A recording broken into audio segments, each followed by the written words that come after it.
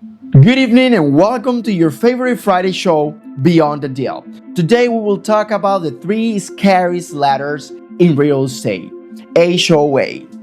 I know that you have probably heard horror stories, crazy rules, sky-high fees, and power-hungry board members. But the question is, are HOAs really that bad? Or do they actually add value to a community? Today we're diving deep into what HOAs are, how they operate, why so many people hate them, and what you need to know before buying into an HOA neighborhood. Plus, if you ever get into a fight with your HOA, stick around because I will tell you exactly how to fight back. Don't forget to subscribe, comment, and share. It's free and change lives. Let's get started.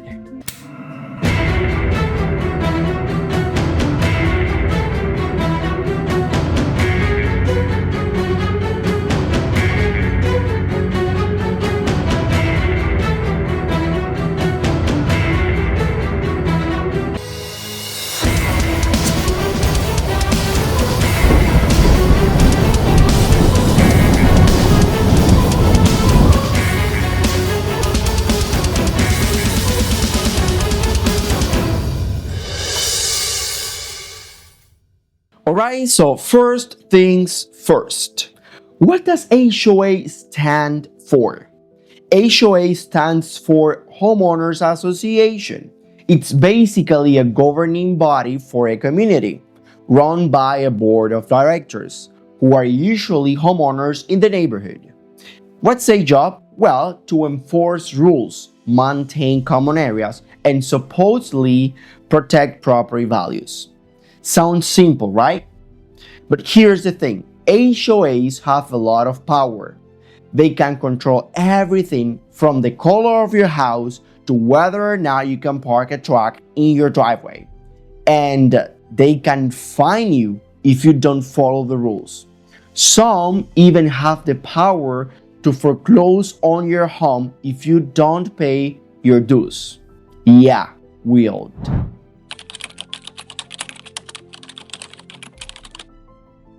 So, how do those associations actually work? HOAs are funded by homeowners through monthly or yearly fees, which can range from a few bucks to hundreds or even thousands of dollars, obviously depending on the community. This money is supposed to cover things like, for example, landscaping and maintenance, community pools, gyms, parks, security, gated access, and sometimes even utilities like water or trash pickup or maintenance or internet. Now, here's where things get messy. HOAs are supposed to operate fairly and transparently, but in reality, some of them are run like a little dictatorship. They make up rules as they go. They are not always upfront about how money is spent, and homeowners often feel they have zero control over decisions. That's when things start to go south.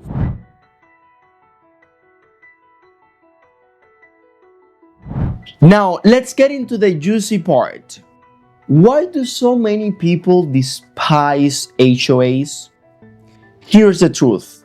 A lot of HOAs are poorly managed, and when that happens, you get stories like this.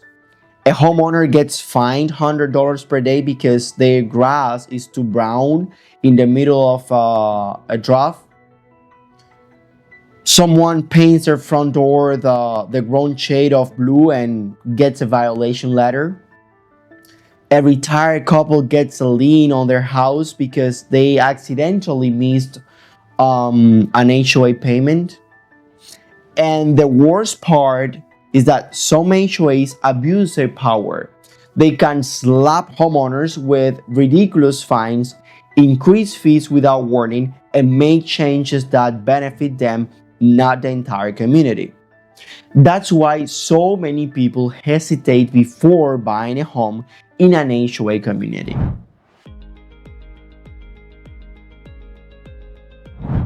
Okay, let's be fair. Not every HOA is a nightmare.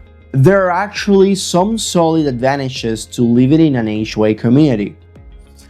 Your neighborhood usually looks nice. No abandoned cars on the lawn or overgrown weeds. Shared amenities like pools, gyms, clubhouses can be a huge perk. Property values are often protected because HOAs make sure no one is turning their front yard into a junk yard. They can handle disputes between neighbors, which is awesome because it means that you don't have to knock on someone's door to ask them to turn down their music. So that's awesome. So yeah, if an HOA is well run, it can be a great thing. The problem is when it is not well run. It drives crazily the owners, and it's a total disaster.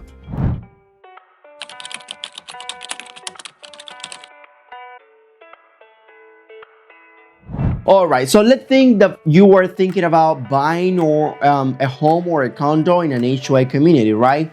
So here's what you need to check before you sign the contract. Please read or ask your agent to read the HOA rules and bylaws. I'm serious.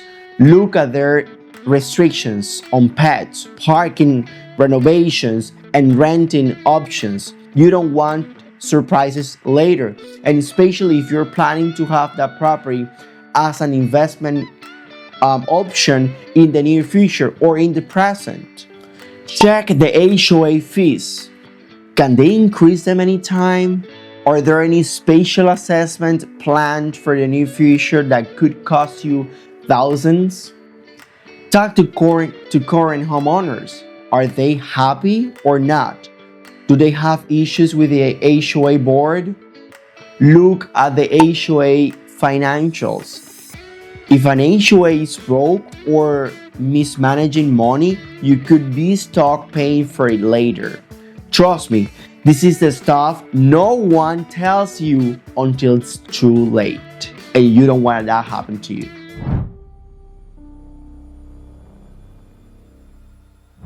Now, what if you're already living in an HOA and you're not happy with the way they manage it?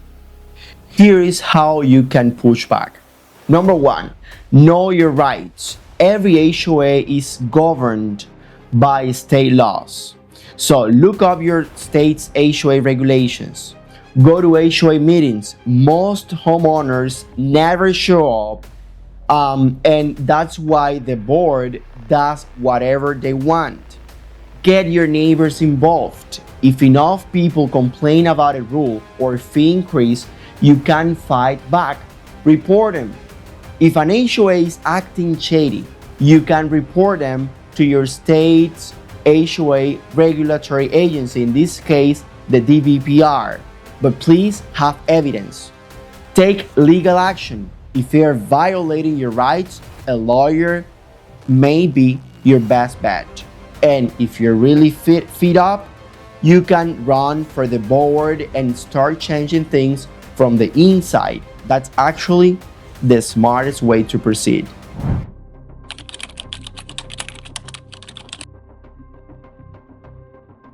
Okay, so let's say that you get tired and you decide to ignore your HOA's rules. What's the worst that can happen? Here's the reality. You will get fined. Some HOAs charge homeowners hundreds or even thousands of dollars for breaking rules. They can put a lien on your home if you don't pay your dues on time. Yes, they can take legal action. And worst case scenario, they can foreclose on your house. Yeah, an HOA can actually take your home if you don't pay fees. So even if you hate your HOA, don't just ignore them. There are smarter ways to fight back and ways to win. So are HOAs really a nightmare? It depends. A well-run HOA can be a huge asset to a community. A bad one, it can turn homeownership into a living hell. The key is knowing what you're getting into before buying. And if you are already stuck in a bad HOA, knowing your rights and fighting back the right way make a huge difference. What do you think? Would you live in an HOA community, or is it a hard no for you? Drop your thoughts in the comments, and if you found this video helpful, please don't forget to like, subscribe, and hit that bell so that you don't miss the next one. Our time is up, but we have so much more for the next episode. I hope that whatever happens to you between now and the next time we have the opportunity to meet is absolutely amazing. Be happy out there.